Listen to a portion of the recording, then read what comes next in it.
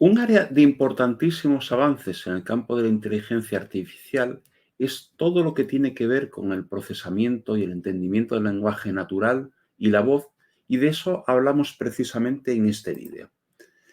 Como marco general, cuando queremos con un robot o un sistema cognitivo hacer un tratamiento, vamos a decir, completo del lenguaje en viva voz, vamos a decir que seguimos como 4 grandes pasos o transformaciones, ¿vale?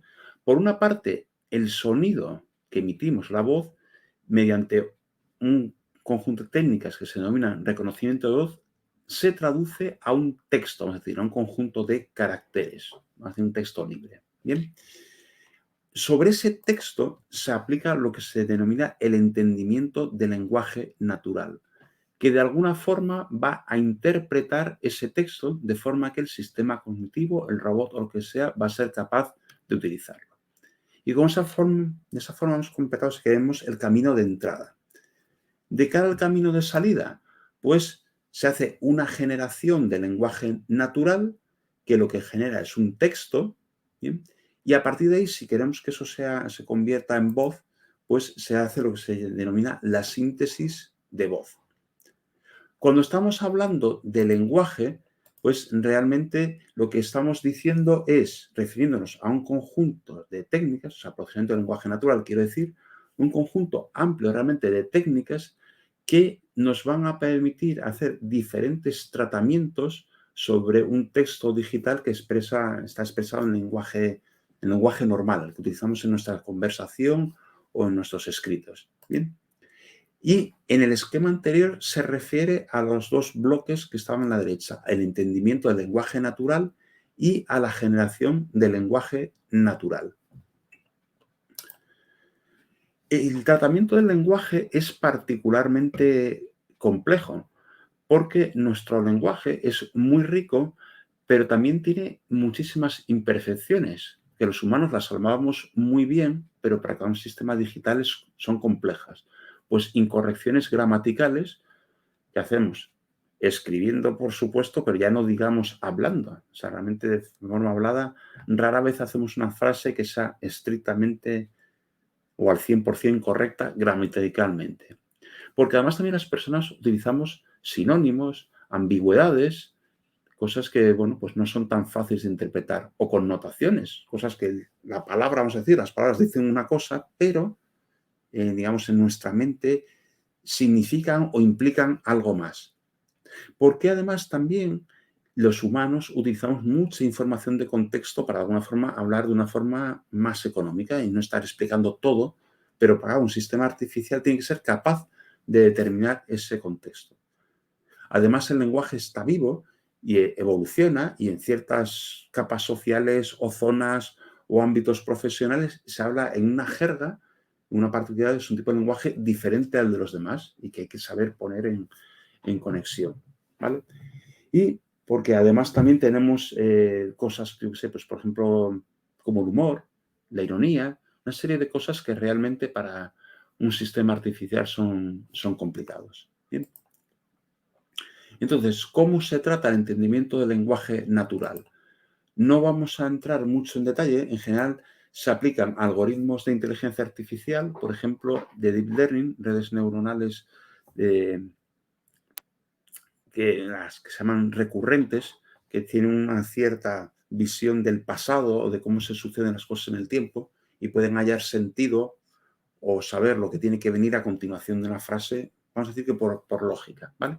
En cualquier caso, en el campo del entendimiento del lenguaje natural hay cosas que hoy en día funcionan ya bastante bien, problemas que se consideran resueltos, como la detección de spam en un correo electrónico, no sé si 100% que acierte, pero vamos, funciona bastante bien. El etiquetado sintáctico de partes de texto, es decir, si es un nombre, es un adjetivo, si es un verbo. El reconocimiento de nombres de entidades, pues yo qué sé, de ciudades, de personas, y saber reconocer lo que son entidades. ¿Bien? Eso se considera ya perfectamente resuelto. Otro tipo de problemas que también ya funcionan bastante bien o que hubo en progreso es el análisis de sentimientos sobre texto. O sea, decir un poco, detectar cuál es la actitud o categorizar la actitud que tiene una persona en función de cómo se expresa. O sí que ya se empieza a lograr desambiguar el sentido de palabras cuando hay varios posibles significados, hacer un análisis sintáctico completo, un parsing, ha mejorado muchísimo la traducción automática. Funciona también razonablemente bien la extracción de información, pues yo qué sé, te mandan una cita a un correo, pues saber que te están diciendo tal día, tal hora y lo que eso significa, ¿vale?